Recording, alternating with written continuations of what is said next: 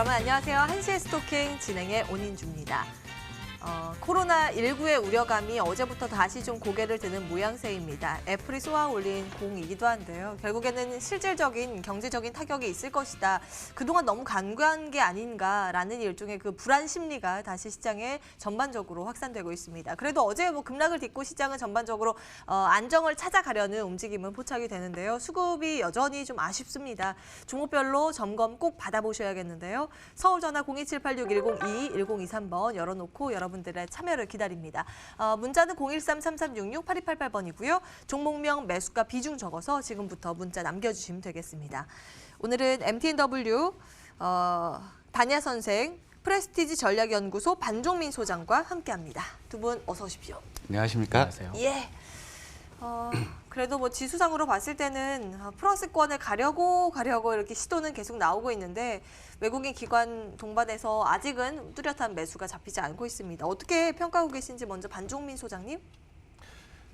예, 아무래도 그 테마주 관련된 부분들을 통해서 굉장히 부각을 받고 있기 때문에 개인 매수세가 굉장히 좀 센 부분들이 계속 있습니다. 이러한 부분들을 봤을 때는 계속 연이어 개인 매수세가 들어와주는 부분들이 있거든요. 사실상 이러한 흐름들 봤을 때는 아무래도 테마적인 부각들이 굉장히 크고요.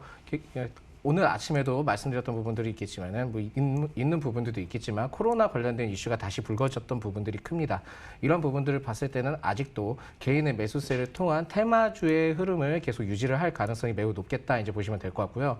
장 초반의 흐름들 양 두 지수를 봤을 때는 장 초반에 소폭 상승을 하다가 일제히 크게 이제 하락을 했던 부분들이 있었고 지금 점차 다시 회복을 하면서 올라온 부분들이 있기는 하지만 아무래도 주체가 개인의 매수세를 통해서 올라오는 부분들이 있기 때문에 다소 이러한 지수의 흐름을 봤을 때는 아쉬운 부분들은 굉장히 크다라는 말씀을 드리겠습니다. 지금 현재 흐름을 봤을 때는 오히려 코스피와 코스닥의 상승 흐름을 예측하기보다는 어느 정도의 조정폭을 다시 가져간 다음에 재차 그 조정폭이 끝났을 때 재차 상승할 수 있는 약간의 좀 변곡점 구간을 흐름을 가져갈 수 있는 부분들이 계속 존재할 것으로 저는 좀 여겨지고 있습니다. 그렇기 때문에 지금 흐름상 봤을 때는 개인의 매수세를 통한 부분들이 굉장히 부각이 되고 있기 때문에 일시적 상승은 가능하지만 그래도 조정폭을 이번 주 내로 한 번 더 가져가지 않을까라는 부분들을 예측을 할 수 있겠습니다. 예, 그래도 추세 자체는 상승 쪽으로 보고 계신데 일단 지금의 조정 충격은 어느 정도는 더 진행될 가능성 이 코멘트 주셨거든요. 단야 선생님 어떻게 보십니까?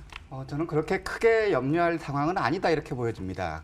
코스피라든가 코스닥 양시장 모두 단기적인 어떤 저점대를 테스트하고 있는 그러한 국면이 되고 있거든요. 물론 큰 틀은 박스권장, 지금 보면 코스피를 본다면 2150에서 2250선 박스권이지만 시장에서 우리가 가장 주목해야 될 부분이 지금 증시로 자금이 들어오는지 자금이 빠져나가는지를 봐야 됩니다.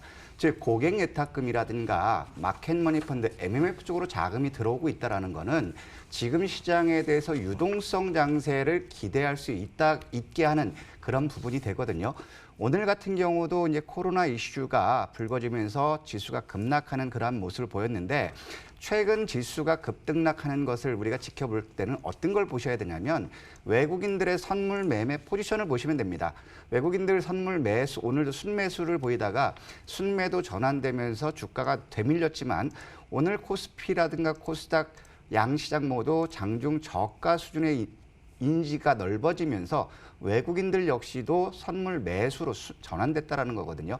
그렇다면 지수가 단기적으로 조정을 보일 때 우리는 겁을 먹고 그 시장을 뒤로 회피하는 게 아니라 오히려 시장에서 실적이 호전되는 그러한 기업들에 대해서 저가 매수 전략으로 접근하는 것이 가장 바람직하다. 왜?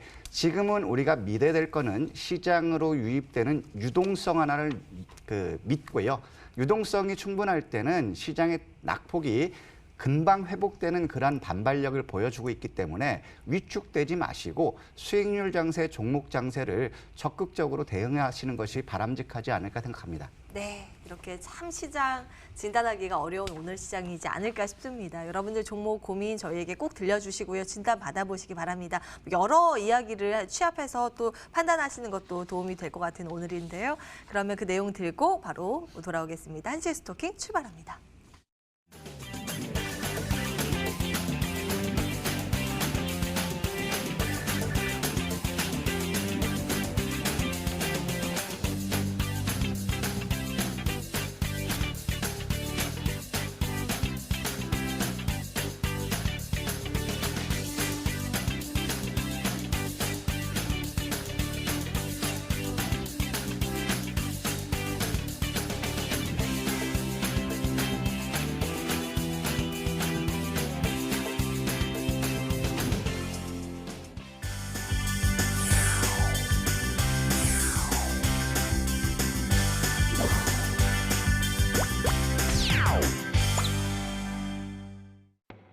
여러분들의 전화, 문자, 참여를 기다리고 있습니다. 그 사이에 특징주 함께 들여다보실까요?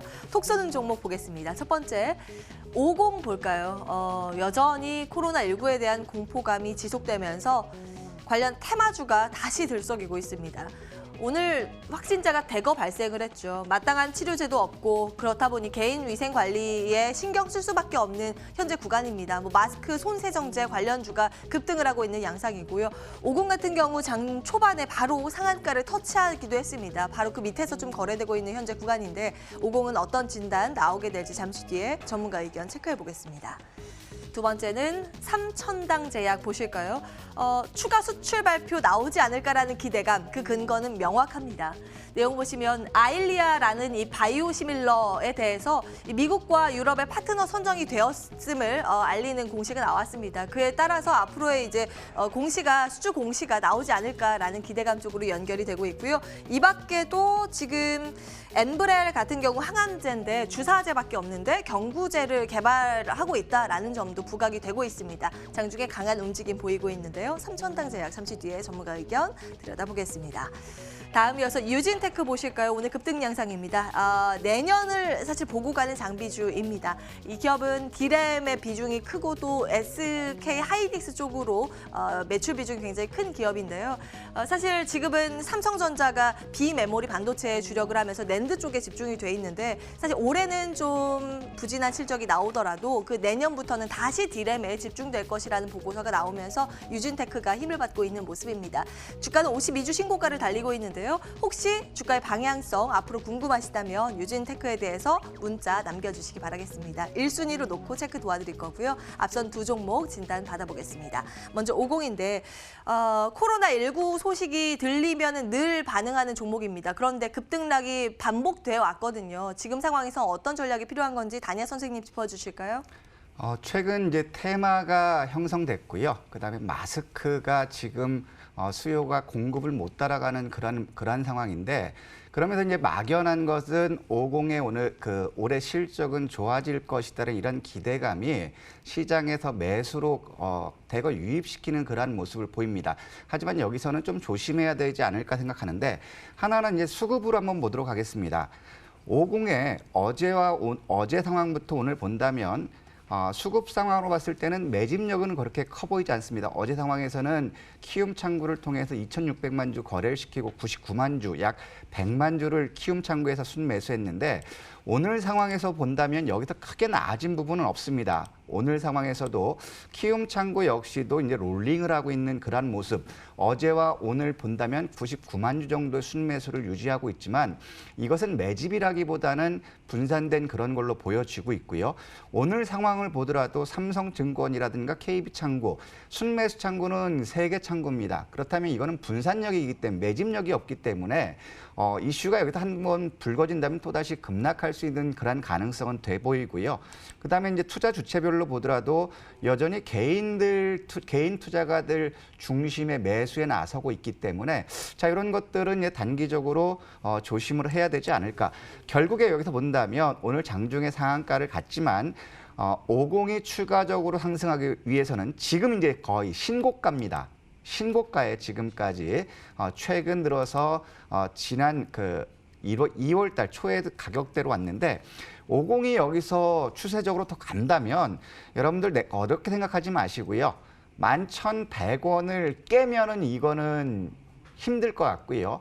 11,100원을 지켜준다면 단기적인 대응은 가능하지 않을까. 하지만 이렇게 단기적으로 급등한 주식에 대해서 우리가 매매를 나서는 것보다는 오히려 실적이 호전되는 그러한 기업을 통해서 물량을 채워나가는 것이 좋지 않을까 생각합니다. 예. 그러니까 보수적인 관점 챙겨주시네요. 50은 스탑 의견 확인을 해보고요. 삼천당 제약은 어떨지 모르겠어요. 반종민 소장님, 이거는 더 갈까요? 예, 삼천단 제약은 아무래도 아일리아 미 파트너 확정을 통해서 이번에 굉장히 좀 올라가는 부분들이 있었는데 사실상 그러한 부분들이 있습니다. 아무래도 글로벌 임상 3상을 이제 개시를 하면서 좀 더 주목을 받을 수 있는 부분들도 있고 또한 일전에 그 저만제를 통한 유럽 수출을 확대하는 부분들을 봤을 때는 좀 더 이 삼천단 제약을 지켜봐야 되는 부분들은 존재한다라고 생각을 합니다. 어떻게 보면 좀 더 디테일하게 좀 파악을 해보자면은 2월 달부터 어떻게 보면 개인 매수세가 굉장히 지수에서는 개인 매수세가 굉장히 크게 들어온 부분들은 있는데 반면에 기관 매도세는 엄청나게 많이 그 매도의 흐름을 많이 보여줬었거든요. 하지만은 삼천단 대학은 오히려 반대로 됐던 부분들이 있습니다. 기관의 매수세가 굉장히 크게 들어와준 부분들이 있었고 이러한 부분들을 통해서 지수를 끌어올렸었고요. 그러면서 300선을 전일자 그 부분까지 도달을 하다가 한 번에 오늘자 그 갭상승을 하면서 상승폭을 굉장히 크게 가져갔던 부분들이 있었습니다. 이러한 부분들을 봤을 때는 그래도 아직까지는 굉장히 힘이 살아있다라는 부분들을 말씀드릴 수 있겠고요. 제가 봤을 때 올라간다 하면은 기본적으로 45,000원까지는 돌파를 쉽게 하지 않을까 생각을 하고 있습니다. 일전에 이러한 부분들을 봤을 때는 작년 3월부터 대폭 조정을 받았지만은 작년 8월부터 그 저점 갱신을 한 뒤에 어느 정도 박스권의 흐름대로 움직였던 부분들이 있었거든요. 박스권의 흐름대로 움직이다가 재차 이러한 부분들을 통해서 올라갔던 부분들이 있었고 추세가 소폭 전환된 모습들을 보여주다가 한 번에 크게 상승을 했기 때문에 이러한 흐름들을 봤을 때는 좀 더 어떻게 보면은 좀 기대를 해볼 수 있는 부분들은 있겠다라는 말씀을 드리겠습니다. 아무래도 그 글로벌 3상, 임상 관련된 부분들에 대한 주목도 해볼 수 있겠지만은 이전에 이러한 제약적인 부분들을 수출을 했던 부분들도 있기 때문에 덩달아 장기적으로는 지켜봐도 괜찮은 부분들은 있겠지만은 지금 오늘자 갭상승을 했던 부분들을 통해서 세게 뛰었기 때문에 지금 들어가기엔 다소 부담스러운 구간이다 해서 스톱의 의견을 좀 드리겠고요. 만약에 이 구간에서 재차 조정을 받아서 38,500원 구간을 통해 다시 횡보 구간을 통해서 진행이 된다면은 그때는 좀 매수 의견을 좀 드리겠습니다. 예, 그러니까 추세 자체는 위쪽으로 잡아 놓으셨어요. 그러니까 긴 호흡으로는 위로 더 가능성이 있지만 단기적으로 시세 분출한 측면에서 스탑 찍고 일단은 지금은 조절에 나서야 되는 구간이다라는 내용 삼천당 제약 들어봤습니다. 자, 이렇게 특징주에 대한 추가 전략 모색해봤고요. 이제 여러분들 종목 고민 들여다봐야겠죠? 내용 들고 돌아오겠습니다.